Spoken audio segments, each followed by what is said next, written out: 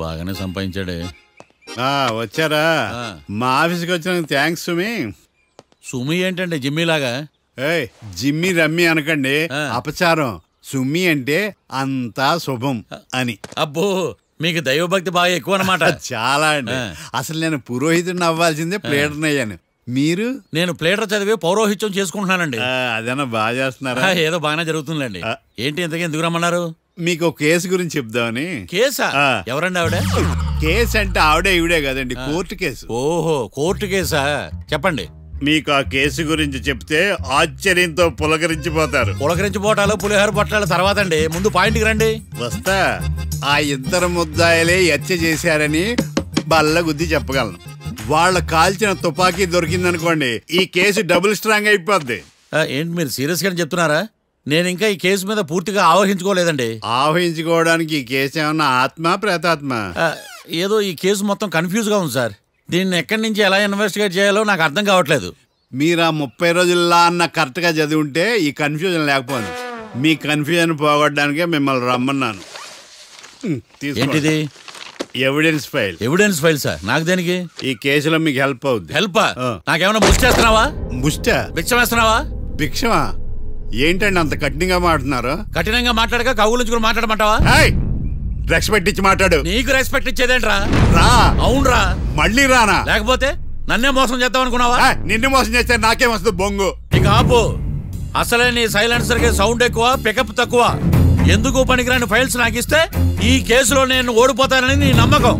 No, never. You are unprofessional fool. నన్ను fool అంటావా? నా ఆఫీస్ నుంచి గెట్ అవుట్. మర్యాద లేకుండా గెట్ అవుట్ అంటావేంటి? గెట్ అవుట్ అవడం మర్యాదగా చెప్పడం. Get out. అభిమానంతో పిలిచి అవమానిస్తావా? ఇప్పుడు చెప్తున్నాను రాసుకో. నీ ఇన్వెస్టిగేషన్ తప్పని, నా ఇమాజినేషన్ కరెక్ట్ అని ప్రూవ్ చేస్తాను. నేను సరదాగా వాదిస్తేనే సంవత్సరం గుర్తుంటుంది. అదే నేను సీరియస్ గా వాదిస్తే నీ కెరీర్ అంతా గుర్తుంటుంది. నా పవర్ ఏంటో నీకు తెలియదు. ఆఫీసులో పవర్ ఉన్నంత మాత్రం నువ్వు పవర్ఫుల్ అయిపోతావా? ఈ కేసులో నిన్ను ఓడించిన తర్వాత నా పేరు ప్రఖ్యాతులు మరింత వెలిగిపోతాయి. వెలిగిపోవడానికి నువ్వేమైనా ఒలింపిక్ జ్యోతివా, జీవన జ్యోతివా? ఆశా జ్యోతివి కూడా కాదు. నేను ఇంతవరకు ఒక్క కేసు కూడా ఓడిపోలేదు. నేను గెలవటానికి నాకు ఇప్పటి వరకు ఒక కేసు కూడా రాలేదు. నా సర్వీస్ లో this is after all one of the cases. ఇది నాకు one and only one case. కొండ బద్దలు కొట్టి చెప్తున్నాను, ఈ కేసు నేనే గెలుస్తాను. నువ్వు కుండ బద్దలు కొట్టి చెప్తే నేను కుంకుడుకాయలు కొట్టి మరీ చెప్తున్నా. ఆ కాయలే పగలు కొట్టి చెప్పుకో. ఈ కేసు గెలిచేది నేనే. డియా జోడి. నేను పోటీలోకి దిగినంత వరకే బారిస్టర్ని. వన్స్ దిగానంటే డిజాస్టరే. నేను కేసు వాదించడం మొదలు పెడితే ఎక్కడ ఆపాలో నాకే తెలియదు.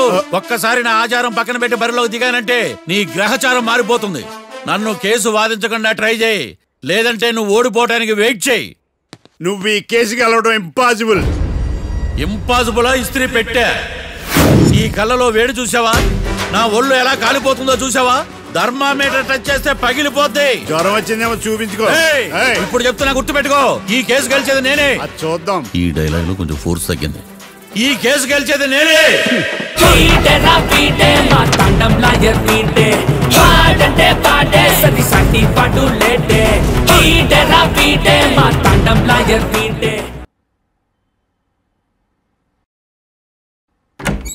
చిచ్చి, వాడికి ఎంత ధైర్యం అమ్మా!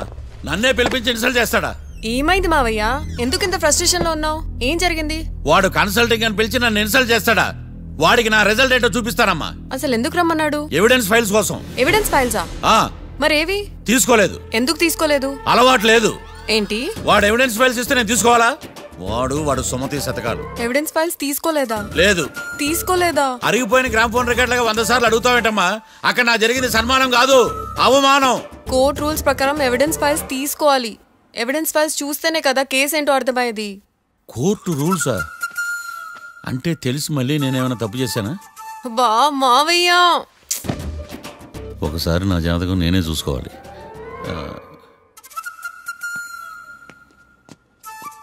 అమ్మా కీర్తి, నువ్వేం బాధపడకు.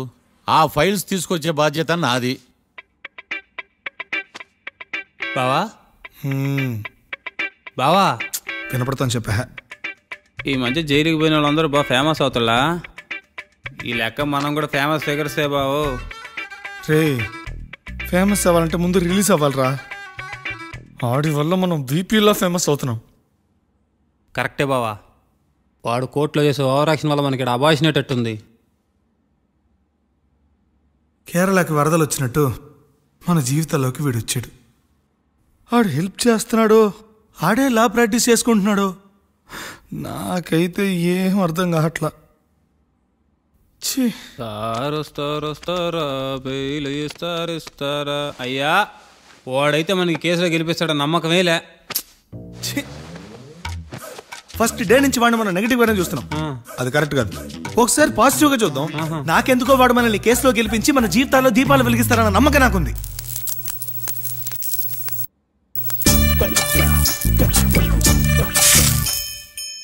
ఇదేం ట్విస్ట్ మావా?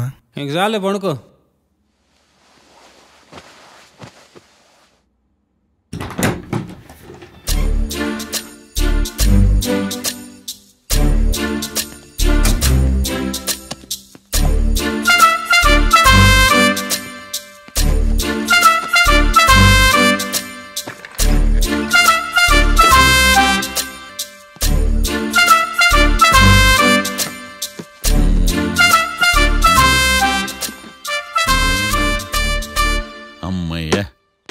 దొరికిందిలే దొరికిందిలే.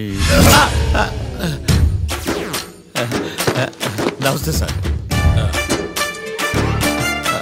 ఇవి ఎవిడెన్స్ ఫైల్స్ కావా? మళ్ళీ దెబ్బడిపోయింది. జంగిలీ పనులు చేయడానికి సిగ్గులేదు నీకా? ఏమిటి సుమి ఈ వేళప్పుడు నా ఆఫీస్కి వచ్చావు? ఓ ఎవిడెన్స్ ఫైల్ కోసమా? ఇది సినిమా కేసులకు సంబంధించిన ఫైలు. లా ఒక్కింత లేదు, చదివాడు గాని. ఒక్కలో తమలు పగలంటారా నీ బోందా? School పిల్లకాయ rubber మింగేసినట్టు గమ్మునుంటావేంది? మాట్లాడు. ఎవిడెన్స్ ఫైల్ ఇచ్చినప్పుడు తీసుకోకుండా ఇప్పుడు వచ్చి గుడిసాడు పనులు చేయడమేంది? అప్పుడు తీసుకోవాలనిపించలేదు, ఇప్పుడు అడగాలనిపించలేదు, అందుకే ఇలాగా. చూసారా సార్, సిగ్గు లేకుండా ఎంత మూర్ఖంగా మాట్లాడుతున్నాడు. ఈడొకడు సుమి సుమి అంటూ నా ప్రాణాలు తీస్తున్నాడు. సార్ ఎప్పుడు నెగటివ్ గానే మాట్లాడతారు, పాజిటివ్ ఉండదా? ఏం ప్లేడరో గొంతు లేస్తుందే. బ్యాట్స్మెన్ బౌలర్ కలిసి ఎంపైర్ దెబ్బేసినట్టు మీ ఇద్దరు కలిసి నన్ను టార్గెట్ చేశారండి సార్.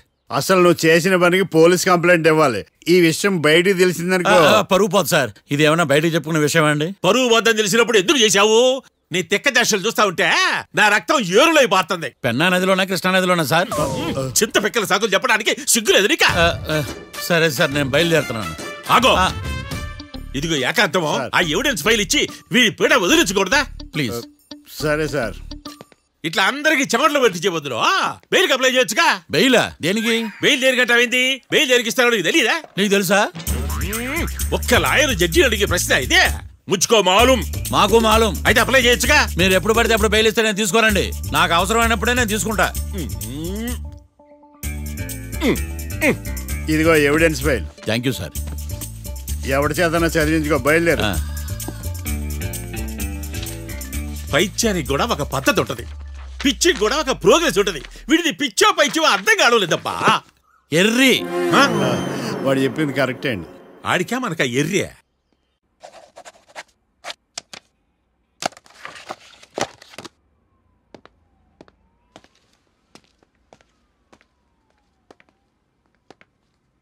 ఎవరు రావాలు? Bank staff. ఏంటి అంత సీరియస్గా ఆలోచిస్తున్నావు? నన్ను జాబ్లో సస్పెండ్ చేశారు. వాట్? నేరం రుజువైన నిర్దోషం ప్రూవ్ అయ్యే వరకు నేను తిరిగి జాబ్లో చేరలేను. నేను తప్పకుండా కేసు నుంచి బయటకు తీసుకొస్తాను, నాది బాధ్యత. అనవసరంగా నువ్వు నా వల్ల చాలా సఫర్ అవుతున్నావు. నాకు నీ మీద ప్రేమ ఉందని గుర్తుపెట్టుకున్నాను, కానీ స్వార్థం ఉందని గుర్తించలేకపోయాను. అందుకే ఒక నిర్ణయానికి వచ్చాను. ఏంటది? మనం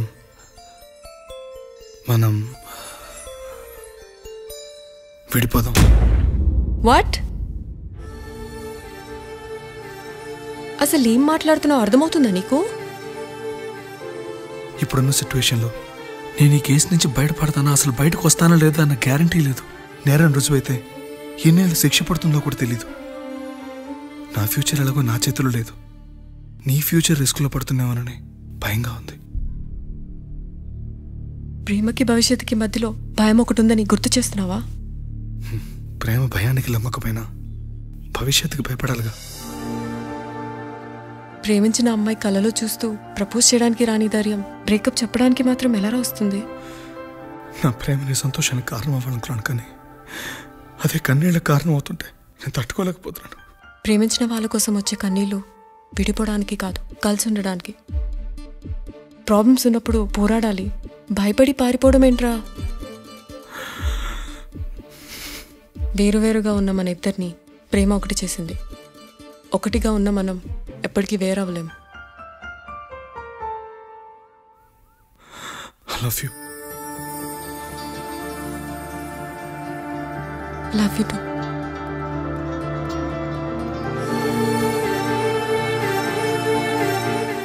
సముద్రాన్ని దాటి ప్రేమని జయించడానికి ఇది రామాయణం కాకపోవచ్చు, కానీ ఎన్ని కష్టాలు వచ్చినా ఈ సీత నీకోసం ఎదురు చూసిందని మర్చిపోకు.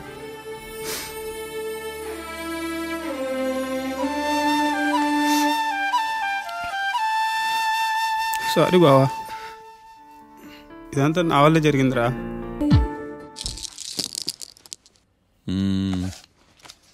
గురుడు 3వ స్థానం. హలో, నేను లాయర్ మాట్లాడని మాట్లాడుతున్నా. ఓ మీరా? మీ అబ్బాయి జాతకం ఇప్పుడే సరి చేస్తున్నా. మీరేం టెన్షన్ పడకండి. మీ అబ్బాయి పెళ్ళికి మంచి ముహూర్తం పెట్టే బాధ్యత నాది. నన్ను నమ్మండి. ఉంటాను. ఎవరు మావయ్య ఫోన్లో ముహూర్తం పెడతానంటున్నారు? అదేనమ్మా, కొత్త కేసు ఒకటి వచ్చింది. టేకప్ చేసే ముందు మంచి ముహూర్తం చూద్దామని. కొత్త కేసు ఏంటి మావయ్య? ముందు నువ్వు కూర్చోమ్మా, అసలే ఎండను పడొచ్చావు. ఇంకేంటమ్మా కబుర్లు? ఇప్పుడు మళ్ళీ కొత్త కేసు దేనికి? ఉన్న కేసుకే బెయిల్ అప్లై చేయట్లేదు నువ్వు. చూడమ్మా, బెయిల్ తీసుకోవటం నాకు చేతగా కాదు. నా ఫస్ట్ కేసులో డైరెక్ట్గా వాళ్ళు కేసు గెలిచాక బయటికి రావాలి.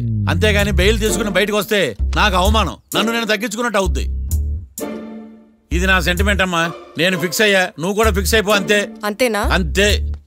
Sir, snacks time. ఈసారి ఏ గుళ్ళోదిరా? గుళ్ళోది కాదు, మా ఇంటానికి కైప్సాం భజన జరుగుతుంటే 2 దండాలు పెట్టి 4 కప్పులు తెచ్చేసా. బయటికి వెళ్ళరా. చాలా బాగుంటాయి సామే. ఎల్లో ఏందైనా ప్రసాద్ తినే ప్రాప్తే లేదు, ఇది కూడా మనకే. ఏమ్మా, ప్రసాదం ఏమైనా తింటావా?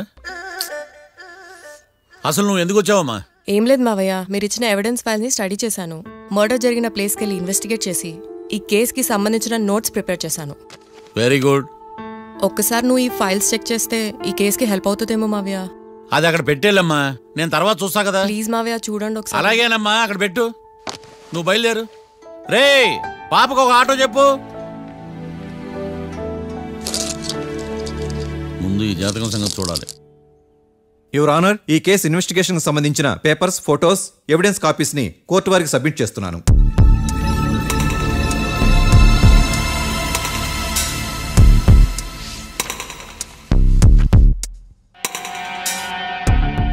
యువర్ ఆనర్, ఈ ఇద్దరు ముద్దాయిలు కాట్రాజ్ సింగ్ ని హత్య చేసి పారిపోతుండగా 3 వ్యక్తులు చూశారు. ఆ 3 సాక్షుల్ని కోర్టులో ప్రవేశపెట్టవలసిందిగా మిమ్మల్ని కోరుకుంటున్నాను. Permission granted. భద్రం భద్రం భద్రం. మీ పేరు? భద్రం సార్. మీరు ఏం చేస్తుంటారు? నేను రైల్వే గార్డెన్ సార్. ఆ రోజు ఏం జరిగిందో కోర్టు వారికి చెప్పండి. ఆ రోజు డ్యూటీ పూర్తి చేసుకుని ఇంటికి వెళ్ళేసరికి అర్ధరాత్రి అయింది. బాగా ఆకలేసింది. మా ఆవిడ నిద్ర లేపడం ఎందుకని నేనే టిఫిన్ చేసుకుంటున్నాను. కరెక్ట్ గా అదే టైంకి అదిగో వాళ్ళిద్దరున్నారే, వాళ్ళు దాబాలోకి వెళ్ళడం నేను చూశాను సార్. కొంచెం సేపు తర్వాత నేను టిఫిన్ తింటున్నప్పుడు నాకు తుపాకీ కాల్చిన శబ్దం వినిపించింది. ఏమైందని టెన్షన్తో బాల్కనీ దగ్గరికి వెళ్ళి చూసేసరికి వాళ్ళిద్దరూ హడావుడిగా కారులో పారిపోయారు సార్. కారు ఇదేనా? ఇక్కడ కారు లేదు సార్. ఈ కారే సార్. ఆ ఇద్దరు ఈ కారులోనే పారిపోయారు sir. Okay, you can go. రెండో సాక్షిని కూడా ప్రవేశపెట్టవలసిందిగా కోర్టు వారిని కోరుకుంటున్నాను. సుమన్. నమస్తే సార్. నమస్తే సార్. నీ పేరు? సుమన్. డాబాలో వచ్చి జరిగే టైంకి నువ్వెక్కడున్నావు? రోడ్డు కట్టు పక్క పని చేసుకుంటానే సార్. సడన్ గా డామ్ డామ్ అని తుపాకీతో కాల్చిన శబ్దం వినపడింది సార్. నేను కంగారు పడి డాబా వైపు చూసేసరికి ఆ ఇద్దరు కుర్రాళ్ళు డాబాలోంచి పరిగెత్తుకుంటూ వచ్చి కారెక్కి పారిపోయారు సార్. నువ్వు చూసింది ఈ కారేనా? ఈ కారే సార్. సేమ్ జిరాక్స్ ఈ కారే sir. Okay, you can go. అమ్మా, ఆ రోజు డాబాలో హత్య చేసి పారిపోయిన వాళ్ళు ఈ కోర్టులో ఉన్నారా? ఉన్నారు. వాళ్ళని గుర్తుపడతారా? అదిగో వాళ్లే. యువర్ ఆనర్, ఈ 3 చెప్పిన సాక్ష్యాధారాల ప్రకారం వీళ్ళు నేరం చేశారని రుజువైంది. అత్యంత దారుణంగా ఓ వ్యక్తిని కాల్చి చంపినందుకు కళ్యాణ్ని, అతనికి సహకరించినందుకు రాకీని కఠినంగా శిక్షించవలసిందిగా కోర్టు వారిని కోరుకుంటున్నాను. That's all your honour. Mister defence lawyer, mister Marthandam,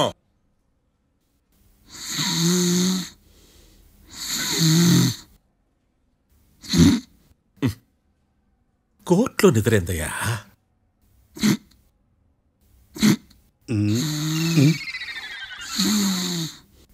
ఇతను లాయర్గా ఎందుకు పెట్టుకున్నారయ్యా?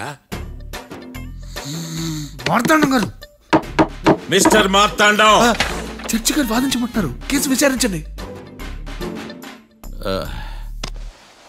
సార్, ఆ ఏకాంతం చెప్పిందంతా సొల్లండి, వాడి మాటలు నమ్మకండి. That's all your honour. దీన్ని తీవ్రంగా ఖండిస్తున్నా యువర్ ఆనర్. ఇతను సొల్లు గిల్లు అని అన్పార్లమెంటరీ లాంగ్వేజ్ వాడుతున్నాడు. లా చదివాడా, ఎల్కేజీ చదివాడా?